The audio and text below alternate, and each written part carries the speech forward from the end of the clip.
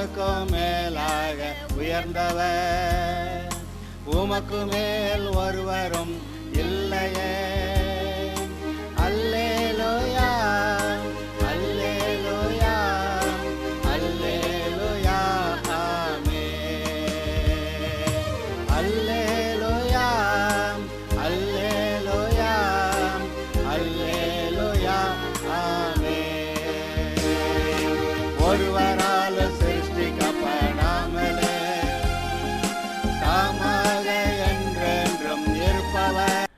இப்போதும் கூட விசுவாசம் பற்றி தொடர்ந்து படிக்கிறோம்.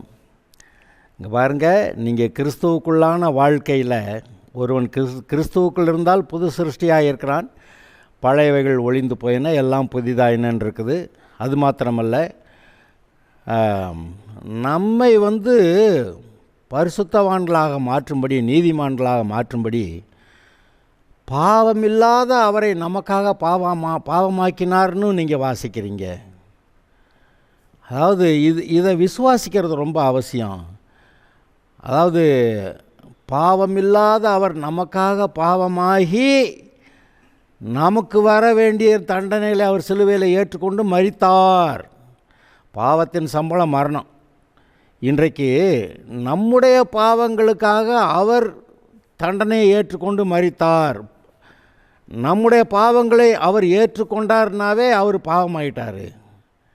இன்றைக்கி உலக மக்களுடைய இந்த உலக ஞானம் என்ன சொல்லுகிறது? நாம் செஞ்ச பாவத்துக்கு நம்ம தானே தண்டனை அனுபவிக்கணும், அது எப்படி இன்னொரு ஆள் தண்டனை அனுபவிக்கலாம், அது எப்படி நியாயமாக இருக்கும், கடவுள் செஞ்சது நியாயமா, இப்படியெல்லாம் பேசுவாங்க. நம்ம செஞ்ச பாவத்துக்கு நம்ம தான் தண்டனை அனுபவிக்கணும், அதானே நியாயம், அப்படி சொல்லுவாங்க. ஆனால் தேவனுடைய ஞானம் என்ன சொல்லுகிறது? இப்போ உங்கள் பிள்ளைகளை காப்பாற்றுறதுக்காக நீங்கள் போய் சாக ரெடி ஆகுறீங்களே, அதுபோல் என் பிள்ளையை காப்பாற்றுறதுக்கு நான் சாக ரெடியாக இருக்கிறேன். என் பிள்ளையோடைய குற்றத்தை நான் ஏற்றுக்கிட்டு அவங்களுக்கான தண்டனையை நான் ஏற்றுக்கிறேன். என் பிள்ளைங்க சாகிறதுக்கு போல நான் சாக ரெடியாக இருக்கிறேன் அப்படின்னு சொல்லி தேவனுடைய குமாரனாய் இயேசு நம்முடைய பாவங்களுக்காக அவர் மரித்தார். நம்முடைய பாவங்களை அவர் ஏற்றுக்கிட்டாருங்கிறதே ஒரு விஷயம்.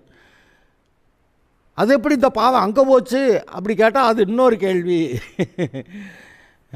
ஏற்றுக்கொண்டார், நம்முடைய பாவங்களை சாபங்களை ஏற்றுக்கொண்டார். அப்பொழுது அவர் பாவமெல்லாம் அங்கே போச்சு, அவர் பாவமாகவே ஆனார். அந்த பாவத்துக்கு அவர் தண்டனை அனுபவிக்கிறார். அவர் செய்யாத பாவத்துக்கு, இந்த உலகத்தாருடைய பாவத்தெல்லாம் அவர் ஏற்றுக்கிட்டு அவர் செய்யாத பாவங்களுக்கு அவர் தண்டனை அனுபவிக்கிறார். அவரும் அதை விசுவாசத்தினால ஏற்றுக்கிட்டு பாவமானார்.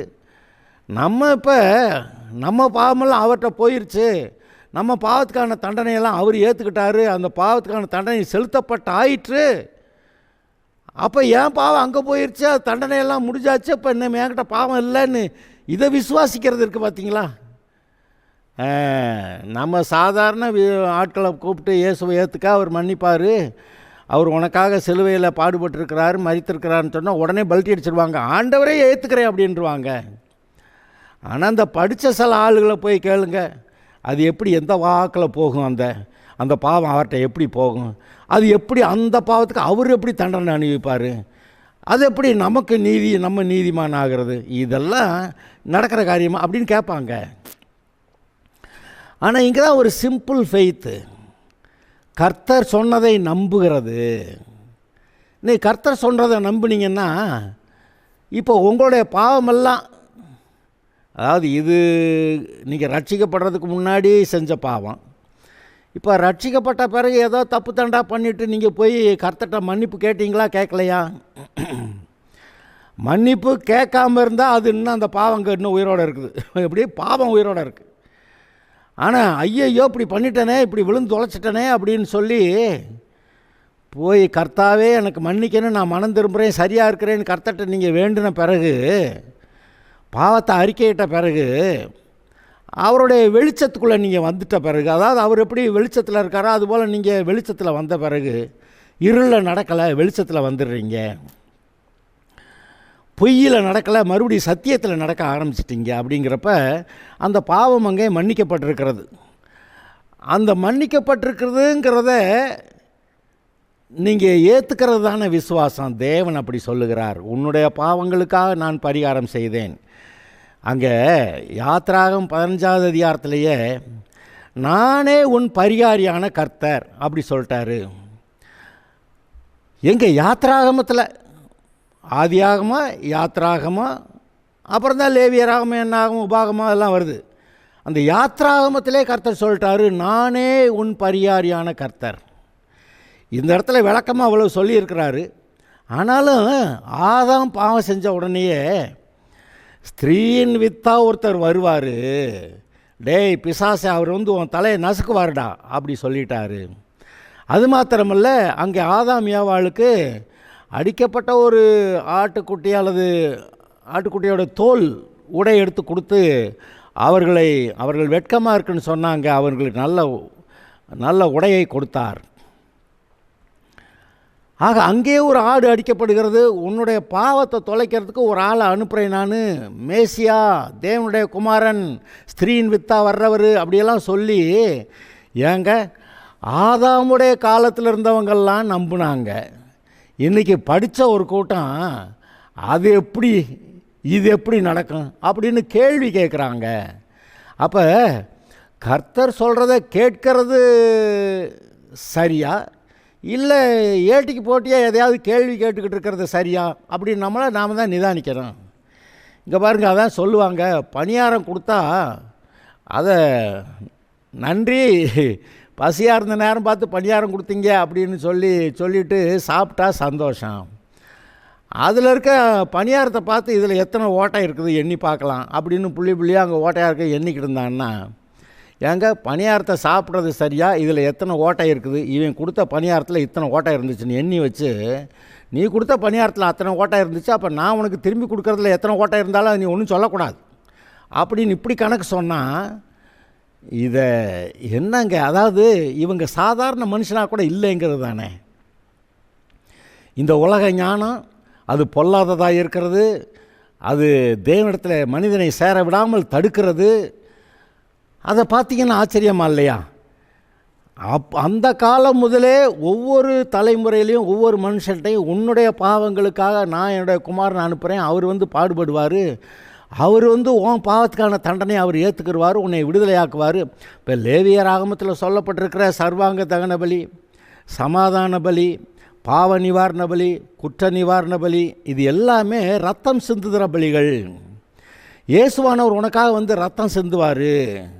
பாவமில்லாமல் பிறந்து பாவமில்லாத ரத்தத்தை உனக்காக சிந்துவார்னு சொல்கிறது தானே. அதோட கூட போஜன பலி ஒன்று இருக்குது, அது மெல்லிய மாவுன்னு சொல்லப்பட்டிருக்கிறது. அதாவது தேவன் தம்முடைய குமாரனை அந்த தானியங்களை நொறுக்கி அதை இடித்து பிழிந்து நல்ல மெல்லிய மாவாகிற அளவுக்கு இயேசுடைய வாழ்க்கையில் அவர் நொறுக்கப்படுவார் அப்படின்னு காட்டுறது தானே. அவர் அப்படி இடித்து மெல்லிய மாவாக்கப்படுகிறார் அப்படி தானே. இன்றைக்கு நம்ம இங்கே 2 இடி அங்கே 2 இடிந்தோன்னா ஐயையோ அப்படின்னு சொல்லிட்டு நமக்கு ஒன்றும் முடியலைன்றான். ஆனால் இயேசுவானவர் எல்லா பாடுகளையும் அடிகளையும், அந்த தலையில் முள்முடி வச்சாங்க, சரீரத்தை மரத்தில் கட்டி வச்சு அந்த சவுக்குனால் அடித்த போது முதுகெல்லாம் ஒரே காயமாயிற்று. அங்கே தாடியை பிடித்து இழுத்தார்கள், அங்கே கைகளிலே கால்களிலே ஆணிகளால் அறைந்தார்கள், விழாவில் ஈட்டியால் குத்தினார்கள். இதெல்லாம் போக ரொம்ப கேவலமான மோசமான பேச்சுகளை அங்கே பேசினார்கள். அவர் சர்வலோகத்தை சிருஷ்டித்த மகிமையான தேவனை அங்கே நிர்வாணமாக்கி சிலுவையில் அறைந்தார்கள். ஏன்னா நிர்வாணத்தினால் உண்டான கேவலத்தையும் அந்த அவமானத்தையும் அதையும் போக்கணுங்கிறதுக்காக, வெட்கத்தை போக்கணுங்கிறதுக்காக அதற்கான தண்டனையை அவர் அங்கே அனுபவித்தார். ஆக இவ்வளவு தண்டனைகளை நமக்காக ஏற்றுக்கொண்டு நம்மை விடுவிக்கிறேன்னு வந்த ஒருவரை விசுவாசிக்கிறத, நம்புறது, அவர் சொல்கிறத கேட்கறது, ஏற்றுக்கிறது தானுங்க கரெக்டு. ஆனால் இப்போ இன்றைக்கி அநேகரை நீங்கள் பார்க்கும்போது ஆச்சரியமாக இருக்கிறது. இயேசுவை ஏற்றுக்கொள்ளுங்கள் ரட்சிக்கப்படுவீர்கள்னா எங்கள் வீட்டில் அதெல்லாம் விட மாட்டாங்கங்க. அதெல்லாம் அதாவது இவங்க நம்பவே செய்கிறாங்க, ஆனால் ஏற்றுக்கிற மாட்டாங்க. யாருக்காக யாரை விடுறாங்க? வீட்டாருக்காக நம்மை ரட்சிக்கிற தேவாதி தேவனை வேண்டாம் என்று சொல்லிவிடுகிறார்கள். நம்மை சிருஷ்டித்தவரும் நம்மை ரட்சிக்கிறவருமாகிய தேவாதி தேவனை வேண்டாம் என்று சொல்லிவிடுகிறார்கள். இங்கே சொல்கிறதெல்லாம் கரெக்டு தான் ஐயா, ஆனால் எங்கள் வீட்டில் விட மாட்டாங்க. இதெல்லாம் இது நொண்டி சாக்கு. ஆனால் அதை ஏற்றுக்கொள்ளுகிறவர்கள் என்ன செய்வாங்க? நான் இயேசுவை ஆண்டவராக ஏற்றுக்கொள்வதற்கு எவ்வளவு தடைகள், எவ்வளவு நெருக்கடிகள், எவ்வளவு போராட்டங்கள் வந்தாலும் அவைகளை நான் விலக்கிவிட்டு கர்த்தரை நான் விசுவாசிக்கிறேன், அவர் என்னுடைய பாவங்களுக்காக சிலுவையிலே பரிகாரம் செய்தார், அவரே என்னுடைய ஜீவன் என்று சொல்லி அவரை ஏற்றுக்கொள்வார்கள். எவ்வளவு தடைகள் இருந்தாலும் தாண்டி முன்னேறுவார்கள். எவ்வளவு அதற்காக மரிக்க வேண்டியிருந்தாலும் ரத்தம் சிந்தி மரிப்பார்கள். அதுதான் இரத்த சாட்சியாய் மரிக்கிறது. இயேசுடைய சீஷர்கள் எவ்வளவோ பேர் அங்கே இரத்த சாட்சிகளாய் மரித்தார்கள். அவர்களெல்லாம் இந்த உலக வாழ்க்கையை துச்சம் என்று எண்ணி நான் பரலோகம் போகிறது எனக்கு நல்லது, இயேசு எனக்கு பரலோகத்தின் வாசலை திறந்திருக்கிறார், ஆதலால் ஏற்றுக்கொள்ளுகிறது மாத்திரமல்ல, இவருக்காக இவ்வளவு பாடுகளை சகித்து இவ்வளவு இப்படி மரணத்தை சந்திக்கவும் நான் ஆயத்தம் என்று சொல்லி எதிர்த்து நின்று, இதெல்லாம் எதனால? விசுவாசத்தினாலே. என்ன விசுவாசம்? இயேசுவே தேவனுடைய குமாரன், அவர் என்னுடைய பாவங்களுக்கு பரிகாரம் செய்திருக்கிறார், அதை நான் நம்புகிறேன், ஏற்றுக்கொள்ளுகிறேன்னா அங்கே அந்த பரிகாரம் நமக்கு பலிக்கிறது. ஆக இந்த காரியங்களை ஏற்றுக்கொள்வது மிக அவசியமாக இருக்கிறது. இங்கே தான் இந்த உலக ஞானம் பிரச்சனை பண்ணிடக்கூடாது. அந்த உலக ஞானத்துக்கு நீங்கள் இடம் கொடுத்துடக்கூடாது. அது பிரச்சனை பண்ண தான் வருது, ஆனால் நீங்களும் நானும் இடம் கொடுக்கக்கூடாது. நான் கர்த்தருக்கே சொந்தம். இப்போ நம்ம வாசித்தோம்ல, ஒரு வரி வாசித்தோம். அதில் என்ன சொன்னோம்?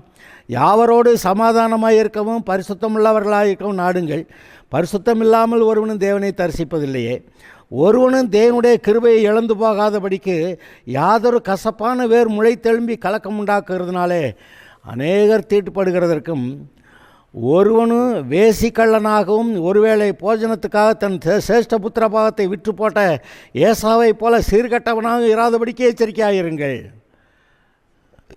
எப்படி போன செய்தியில் தேவனுடைய கிருபை இழந்து போகாதபடிக்கு யாதொரு கசப்பான வேர் முளைக்காமல் உங்களோட வாழ்க்கையை கெடுக்காமல் கவனமாக இருன்னு சொன்னேன்.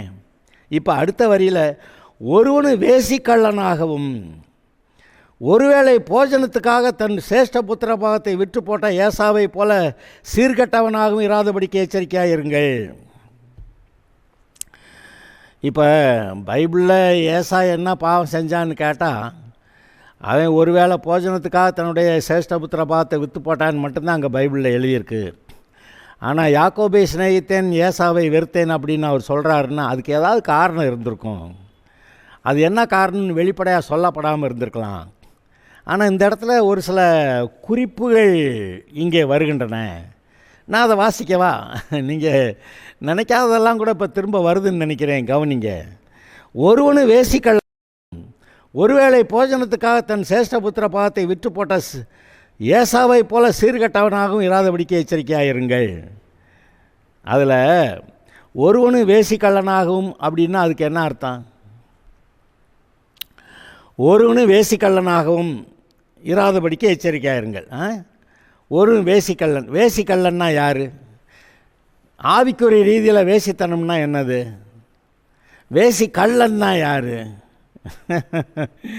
நாம் பாட்டுக்கு வாசிட்டு போயிடும். இது ஒரு தப்பான பொல்லாத வார்த்தைங்க, அது போய் என்னத்தை ஆராய்ச்சி பண்ணுறது அப்படின்னு நம்மலாம் போயிடுவான். அது ஏசாவாவது வேசிக்கல்லனாச்சு போ அப்படின்ட்டு போயிடுவான். ஒருவேளை போஜனத்துக்காக சேஷ்ட புத்திர பாகத்தை விற்று போட்டவன் போ அப்படின்ட்டு போயிடும். அதை பற்றி அதுக்கு மேலே யோசிக்க மாட்டான். இது ஒரு பொல்லாத வார்த்தை, ஒரு கெட்ட வார்த்தை மாதிரி நினச்சிக்க அதை ஒதுக்கிடுவான். ஆனால் அதைத்தானே எழுதி வச்சிருக்கிறாரு. ஒருவனு வேசிக்கல்லனாகும்.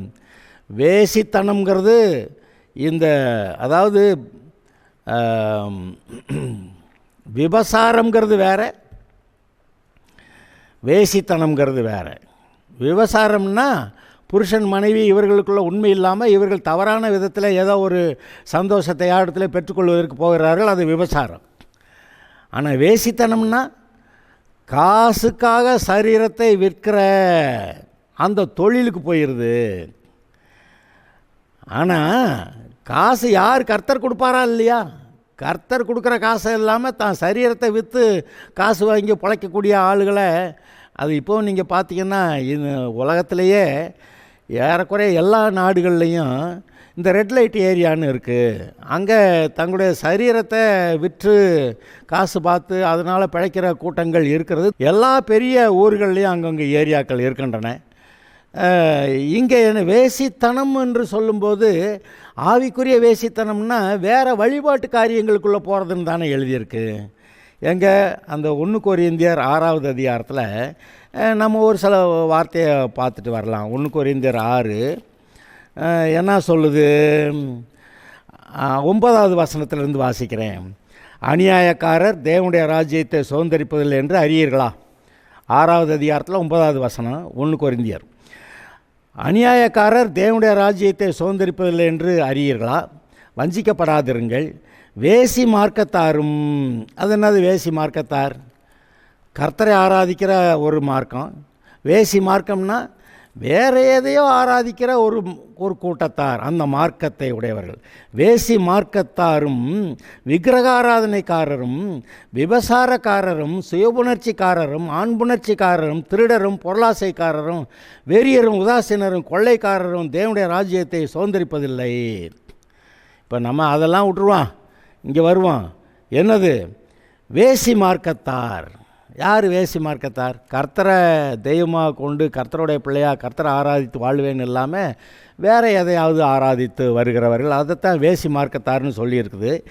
இங்கே இந்த ஏசாவை பற்றி சொல்லும்போது எங்கே இது பைபிளுங்க, தப்பு தாண்டா ஒன்றும் இதில் இருக்காது.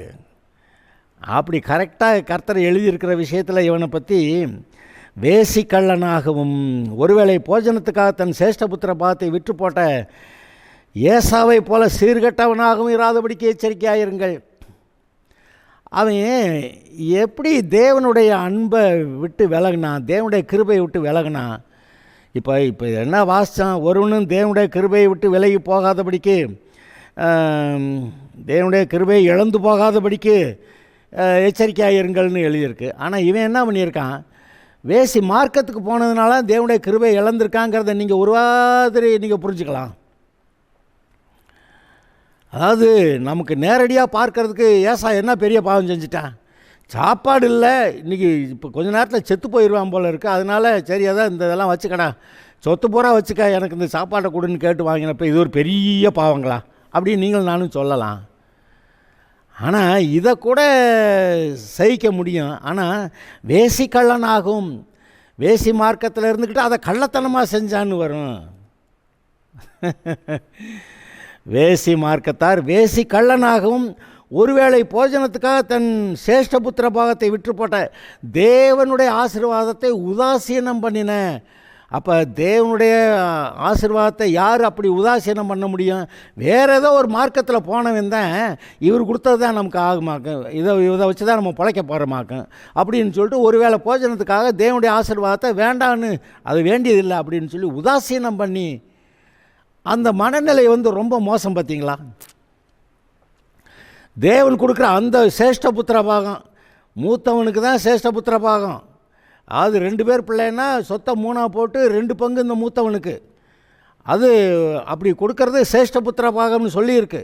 இவன் தேவனால் கொடுக்கப்பட்ட அந்த சேஷ்டபுத்திர பாகத்தை உதாசீனம் பண்ணிவிட்டு ஒருவேளை கஞ்சிக்கு அவன் என்னத்தை சிவப்பாக கூழ் காய்ச்சி வச்சுருந்தானா, அந்த கூழில் பிரியப்பட்டு இந்த சேஷ்டபுத்திர பாகத்தை விட்டானா. ஏன்டா கூழை வச்சு என்னை ஏமாத்த சொத்தெல்லாம் பிடுங்கவா பார்க்குற, போடா அப்படின்ட்டு போய் கர்த்தாவே இவன் பாருங்க இந்த கூழை கொடுத்து உம்முடைய நீர் கொடுக்குற ஆசீர்வாதத்தெல்லாம் என்கிட்ட அது பிடுங்க பார்க்குறேன் அப்படி சொல்லியிருந்தான்னா அவர் அதுக்கு வேறு என்ன செய்யணுமோ செஞ்சுருப்பார். ஆனால் இவன் அதுக்கு முன்னாடியே வேசி கள்ளனா, வேசி மார்க்கம், அதை கள்ளத்தனமாக செய்கிறது. அப்படி அதாவது மற்ற இதெல்லாம் வெளியில் ரொம்ப பைபிளே சொல்லப்படலை. பார்த்தீங்களா? இந்த ஒரு வார்த்தையில் அது எல்லாம் விளங்குது. வேசி கள்ளனாக இருந்ததுனால இவன் வேறு எதையோ கர்த்தரை ஆராதிக்கிற, கர்த்தர் மேலே விசுவாசத்தை வைக்கிற, கர்த்தரை நம்பி இருக்கிற, கர்த்தரே தேவன் என்று சொல்லி கொண்டு இருக்கிற இந்த நிலைமையை விட்டு மாறி வேறு ஏதோ ஒரு விதத்தில் அவன் போய் அங்கே ஒரு ஆராதனைக்கு போயிட்டான். அதனால் அவனை வேசி மார்க்கத்தார், வேசி கள்ளன், கள்ளத்தனமாக வேசித்தனம் பண்ணுறான், அந்த வேசி மார்க்கத்தில் இருக்கான்னு சொல்ல வர்றாரு. ஏசாவை பற்றி இவ்வளோ மோசமாக பேசுவேன்னு நான் நினைக்கலான்னு அப்படி தான் எழுதியிருக்கு. என்ன பண்ணுறது? அப்புறம் நான் அப்படி கேட்குறேன், கர்த்தர் ஏசாவை வெறுத்தாருன்னா அதுக்கு ஒரு காரணம் இருக்கும் பார்த்தீங்களா? சும்மா அது பாட்டுக்கு அவர் ஒருத்தனை வெறுக்கிறாரு, ஒருத்தனை ஆசீர்வதிக்கிறாருன்னு அப்போ அவர்கிட்ட நியாயமே இல்லைன்னு ஆயிரும்.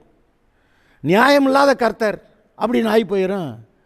அப்போ கர்த்தர் நியாயம் இல்லைன்னா அவர் பரிசுத்தர் பரிசுத்தர் பரிசுத்தர், எந்த விதத்துலையும் நியாயமாக பரிசுத்தமாக நீதியாக எல்லாவற்றையும் செய்கிறவர், சர்வலோக நியாயாதிபதின்னு சொல்லி ஆபிரகாம் சொல்கிறான்.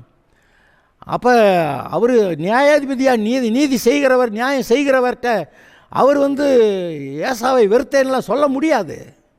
ஆனால் சொல்லியிருக்கிறார். ஏன்? இவன் தன்னை விட்டு விலகி வேறு மார்க்கத்தில் போகிறான்னு சொல்லி. அதனால தான் பாருங்கள், இவன் அந்த சேஷ்டபுத்திர பாகத்தை இழந்து போயிட்டான். இவன் அந்த தேசத்திலே குடியிராமல் போய் இவனுடைய கூட்டமெல்லாம் ஏசாவும் வகைரா எல்லாரும் சேயீர் மலையில் ஏதோம் தேசத்தில் குடியிருந்தாங்க. சேயீர் மலைங்கிறது, சேயீருங்கிற ஒரு மனுஷன் குடியிருந்தான். அந்த பகுதியில் போய் இவன் அங்கே போய் குடியிருந்தான். அதனால் சேயீர் தேசத்தார்னு, சேயீர் மலை குடிகள்னு இந்த ஏசாவுடைய சந்ததியை சொல்லும். ஏதோமியர்னு சொல்லும்போதும் இந்த ஏசாவுடைய சந்ததியை தான் சொல்லுது. ஆக இவர்கள் கர்த்தருடைய சுதந்திரத்தை விட்டு போய்விட்டார்கள். இது போனது யாக்கோபு விரட்டலை. ஆனால் யாக்கோபு இங்கே சேர்ந்துட்டான். எங்கே? தன்னுடைய மாமனுடைய வீட்டில் இருந்து 2 பரிவாரங்களோட மனைவிகளோட வந்தவன். அவன் ஈசாக்கு இருந்த இடத்துல அங்கே அவன் செட்டில் ஆகிட்டான். இவன் ஏசா இந்த தேசத்தை விட்டு விலகி போயிட்டான். இதுவே கர்த்தரே அவன் மேலே செலுத்தின நியாய தீர்ப்புன்னு நீங்கள் பார்க்கலையா? இவன் தான் மூத்த குமாரன், இவனுக்கு தான் அந்த தேசம் சுதந்திரமாக இருந்திருக்கணும்.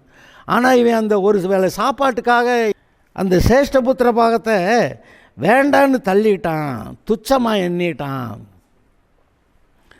கர்த்தருடைய ஆசீர்வாதம் எனக்கு வேண்டியதில்லை. அப்போ இவன் மேலே கர்த்தர் எப்படி அன்பாக இருப்பார்? இப்போ யாக்கோபு நீதிமான் அப்படி நான் சொல்லலை. அவன் அங்கே போய் லாபானோடைய வீட்டில் இருந்துக்கிட்டு இந்த மனைவிக்கு 7 வருஷம், அந்த மனைவிக்கு 7 வருஷம், இவனுடைய பரிவாரத்துக்கு 6 வருஷம், மொத்தம் 20 வருஷமும் 20 வருஷமாக தன்னுடைய மனைவிகள் வேறு வழிபாடுகளில் இருந்ததுக்கு அனுமதிச்சவன் தானே. ஆனால் ஒரு நேரம் வந்தது, செத்தம்டான்னு சொன்னவுடனே மனைவிகள்கிட்ட இருந்த எல்லா நகை நட்டெல்லாம் வாங்கி அதில் இந்த மற்ற வழிபாடுகளுக்கு சம்மந்தப்பட்ட காரியங்கள்லாம் இருக்குது, அதெல்லாம் கொண்டா எல்லாம் கேட்டு வாங்கி கருவாளி மரத்தடியில் புதைச்சிட்டு ஒன்றுமே இல்லாமல் சுத்தமாக, ஆண்டவரே நான் எல்லாத்தையும் தூர போட்டேன், எல்லாத்தையும் அந்த அசுத்தமான பொல்லாத வழிபாடு சம்மந்தப்பட்ட காரியங்களெல்லாம் என்னை விட்டு என்னுடைய குடும்பத்தை விட்டு விலக்கிட்டேன், நான் இப்போ உமக்கு பலியிட வர்றேன் அப்படின்னு அங்கே பலியிட போனான். பார்த்தீங்களா? அங்கே பலியிட்ட போனான். அப்பொழுது கர்த்தர் அவனுடைய பலியை அங்கீகரித்தார். அப்பொழுது என்ன நடந்தது? அவனுக்கு விரோதமாக இருந்த கானானியர்கள் எல்லாம், அந்த தேசத்து குடிகள் எல்லாம் அவர்கள் மேலே உண்டான பயங்கரத்தினால அவர்கள் யாக்கோபை தொடராதிருந்தார்கள் அப்படின்னு எழுதியிருக்கு. அந்த சமயத்தில் தாங்க யாக்கோபு உண்மையாக மனம் திரும்பி இருக்கிறான். ஆனால் யாக்கோபுகிட்ட இருந்த உண்மையான மனம் திரும்புதல் இந்த ஏசாக்கிட்ட இல்லை. வேசிக்கல்லன்னு போட்டிருக்கு. ரகசியமாக மற்றவங்களுக்கு தெரியாமல் வெளியில் பார்க்க யோக்கியனாக இருக்கிறது போல் இருந்துக்கிட்டு ஆனால் மற்ற தவறான ஒரு வழியில் போயிருந்திருக்காங்கிறத இந்த வார்த்தை காட்டுகிறது. இன்றைக்கி இங்கே வேசிக்கல்லராக யாராவது இருந்தால் நிச்சயமாக பிடிபடுவாங்க, அதில் ஒன்றும் சந்தேகம் கிடையாது. பாவிகள் நீதிமான்களுடைய சபையில் நிலை நிற்பதில்லை அப்படி எழுதியிருக்கு. இருதயத்தில் சுத்தமுள்ளவர்கள் பாக்கியவான்கள் தேவனை தரிசிப்பார்கள். பரிசுத்தம் இல்லாமல் ஒருவனும் தேவனை தரிசிப்பது இல்லையே. அப்போ நம்முடைய இருதயத்தை பரிசுத்தம் பண்ண கர்த்தரை பார்க்கலாம், தரிசிக்கலாம். ஆவிக்குரிய ரீதியில் நீங்கள் ஆவியாக தான் இருக்கீங்க, நீங்கள் ஒன்றும் மாம்சம் கிடையாது. இந்த மாம்சமான கூட்டுக்குள்ளே வீட்டுக்குள்ளே குடியிருக்கிறீங்க. ஆனால் யுவர் மேன், ஒரு மனுஷன், நீங்கள் மனுஷனாக இருக்கிறது அந்த மனுஷன் ஆவி மனிதன். ஆவிக்குரிய கண்களில் நீங்கள் பார்க்குறீங்க, ஆவிக்குரிய கண்களில் ஆவியாக இருக்கிற தேவனை பார்க்குறீங்க. ஆனால் பாவம் இருக்கும்போது அந்த பாவம் அந்த ஆவிக்குரிய கண்களை கூடாக்கிறது, அதனால் தேவனை பார்க்க முடியலை. இங்கே என்ன நடந்திருக்கிறது? கர்த்தரை யாக்கோபு ஒரு நேரம் கர்த்தரை விசுவாசித்து அங்கே கர்த்தருக்கு பலியிட வந்துட்டான். இந்த ஏசா அப்படி வரலையே. அவன் என்ன செஞ்சு எழுதியிருக்கு? ஏனென்றால் பிற்பாடு அவன் ஆசீர்வாதத்தை சுதந்திரித்துக் கொள்ள விரும்பியும் ஆகாதவன் என்று தள்ளப்பட்டதை அறிவீர்கள். ஏசாவுக்கு அந்த ஆசீர்வாதம் வேண்டான்னு இல்லை, அந்த நேரத்துக்கு சாப்பாட்டுக்காக விட்டுட்டான்னு சொல்கிறான். ஆனால் பின்னாடி அவன் ஆசீர்வாதத்தை சுதந்திரித்துக் கொள்ள விரும்பியும் ஆகாதவன் என்று தள்ளப்பட்டதை அறிவீர்கள். அவன் கண்ணீர் விட்டு கவலையோட தேடியும் மனமாறுதலை காணாமல் போனான். என்ன மனமாறுதல்? உண்மையான மனமாறுதல், உண்மையான மனம் திரும்புதல். இவன் மட்டும் உண்மையாக மனம் திரும்பி இருந்தான்னா நீங்கள் நினைக்கிறீங்களா கர்த்தர் அவனை வேண்டான்னு தள்ளியிருப்பார்னு? என்னிடத்துல வருகிற ஒருவனை நான் புறம்பே தள்ளுவதில்லை என்று சொன்னவர். அப்படி சொன்னவர் இவனை உண்மையாக மனம் திரும்பி வந்திருந்தா இவனை ஏற்றுக்கொள்ள மாட்டேன்னு அவர் சொல்லியிருக்க முடியாது. சொல்லியிருந்தால் அவர் தேவனாக இருக்கிற அளவுக்கு தகுதியுள்ளவராக இருக்க முடியாது. அது பாருங்கள், ஒவ்வொரு தேவன் ஏதாவது ஒரு இடத்துல தப்பு பண்ணாருன்னா அவர் தேவனாக இருக்க தகுதி இல்லாதவராக போயிடுவார். அவர் தன்னுடைய வார்த்தையை கனம் பண்ணுறாரு, சொன்ன வார்த்தையை நிறைவேற்றுகிறாரு. அப்படிப்பட்ட இருக்கும்போது இந்த ஏசா கடைசி வரைக்கும் மனம் திரும்பவில்லை என்பதை மட்டும் நீங்கள் நன்றாய் கவனியுங்கள். யாக்கோபு மனம் திரும்பிட்டான். ஆக அருமையானவர்களே, மனம் திரும்புதல் ஏன் மனம் திரும்பினா? கர்த்தரை விசுவாசித்தான். இக்கட்டான நிலைமை, இவ்வளவு ஆபத்துகளிலிருந்து கர்த்தரை காப்பாற்ற வல்லவர் அப்படின்னு கர்த்தரை விசுவாசித்து அவன் போய் கர்த்தருக்கு பலியிட்டான். அவன் கர்த்தருடைய ஆசீர்வாதத்தை பாதுகாப்பை பெற்றுக்கொண்டான். இந்த சமயத்தில் தான் யாக்கோபுடைய மனம் திரும்புதல் ஆரம்பித்திருக்கிறது என்று நான் சொல்லுவேன். அதற்கு பின்னால் இருந்த காலங்களில் அவன் அநேக காரியங்களில் தன்னுடைய இருதயத்தை ஒழுங்குபடுத்தி கர்த்தரை மாத்திரம் சார்ந்து கொண்டு வாழ்ந்து அவன் எந்த அளவுக்கு பேர் வாங்கினான் தெரியுமா? ஆபிரகாமின் தேவனும், ஈசாக்கின் தேவனும், யாக்கோபின் தேவனும் என்று தேவன் தன்னை குறித்து சொல்லிக் கொள்கிற அளவுக்கு இவன் கர்த்தருக்கு பரிசுத்தம் என்று தன்னை ஒப்புவித்தான். இல்லாட்டா இந்த போக்கடா யாக்கோபை வச்சுக்கிட்டு அவனுடைய தேவன் நான் அவர் சொல்லிக்கிடுவாரா? 20 வருஷமாக தன்னுடைய மனைவிகள் பொல்லாத வழிகளில் இருந்த அந்த மார்க்கத்தில் இருந்தவர்களை இவன் ஒத்துக்கிட்டு பேசாமல் இருந்தான். பார்த்தீங்களா அந்த வீட்டில்? அதை கர்த்தரை அங்கீகரிப்பாரா? ஆனால் இந்த சமயத்தில் அந்த கானானியர்கள் எல்லாரும் சேர்ந்து இவனையும் வம்சத்தார் எல்லாரையும் கொன்று விடுவார்கள் என்று பயம் வந்தபோது கர்த்தர் சொல்லிட்டாரு, உனக்கு வேறு வழியே கிடையாது, நீ என்கிட்ட வந்தால் பிழைச்ச, நீ போய் அங்கே பெத்தலில் பலியிடு அப்படி சொன்னார். அவனு விசுவாசித்து போனான். விசுவாசித்து அதுக்கு முன்னாடி இந்த வேண்டாத காரியங்களெல்லாம் இவர்கள் மனைவியில் போட்டிருந்த காதணி அதெல்லாம் அதில் அந்த அவர்கள் சொரூபத்தின் படங்கள் அங்கே இருக்கும். எல்லாத்தையும் கொண்டா சொல்லி அதை விற்று காசாக்கலை. அதை கருவாலி மரத்தடியில் புதைச்சிட்டு இது வேண்டான்னு புதைச்சிட்டு கர்த்தர்கிட்ட போய் பரிசுத்தமாக அவன் பெத்தேலுக்கு போகிறான். அங்கே கர்த்தர் அவனை அங்கீகரித்தார். அது முதல் அவன் கர்த்தருக்குள்ளே பரிசுத்தமாகிக்கொண்டே வந்திருந்திருக்கிறான். எந்த அளவுக்குன்னா நான் யாக்கோபின் தேவன்னு சொல்லிக்கிற அளவுக்கு. ஆக அருமையானவர்களே, நீ யோசித்து பாருங்கள். இங்கே இந்த வசனத்தை நான் மறுபடியும் வாசிக்கிறேன். இந்த விசுவாசங்கிறது ரொம்ப முக்கியமான ஒரு விஷயம். சிக்கலான சில இடங்களில் நீங்கள் அந்த விசுவாசத்தை பார்க்கணும். ஒருவனும் தேவனுடைய கிருபையை இழந்து போகாதபடிக்கும் யாதொரு கசப்பான வேறு முளைத்தெழும்பி கலக்கம் உண்டாக்குறதுனாலே அநேகர் தீட்டுப்படாதபடிக்கும், ஒருவேளை ஒருவனு வேசிக்கல்லனாகவும் ஒருவேளை போஜனத்துக்காக தன் சேஷ்டபுத்திர பாகத்தை விற்று போட்ட ஏசாவை போல சீர்கட்டவனாகவும் இராதபடிக்கு எச்சரிக்கையாயிருங்கள். ஏனென்றால் பிற்பாடு அவன் ஆசீர்வாதத்தை சுதந்திரித்துக் கொள்ள விரும்பியும் ஆகாதவன் என்று தள்ளப்பட்டதை அறிவீர்கள். அவன் கண்ணீரை விட்டு கவலையோட தேடியும் மனமாறுதலை காணாமல் போனான். அருமையானவர்களே, உண்மையான மனம் திரும்புதல் அங்கே தேவையாக இருந்தது. ஏசா கடைசி வரைக்கும் அவன் மனம் திரும்பலை. அதனால் அவனோட இருந்த கூட்டத்தார் யாவரும் தீட்டுப்பட்டார்கள்னு கூட நீங்கள் நினைக்கலாமா? ஏன்னா அவங்களும் ரட்சிக்கப்படலை. இந்த ஒரு மனுஷன், தலைவனாக இருக்கிற ஒரு மனுஷன் ரட்சிக்கப்படாததுனால அவனோட கூட்டத்தார் யாவரும் ரட்சிக்கப்படலை. அப்போ அந்த கூட்டத்தார் ரட்சிக்கப்படலைன்னா அவர்களும் தீட்டுப்பட்டார்கள். ஏசாவோடு கூட சேர்ந்து அவர்களும் தீட்டுப்பட்டார்கள். அது எவ்வளோ பயங்கரமானது! அருமையானவர்களே, சற்று கவனியுங்கள். ஏசா தன்னை தீட்டுள்ளவனாக்கி கொண்டு மனம் திரும்ப முடியாத அளவுக்கு அவன் கேட்டுட்டான்.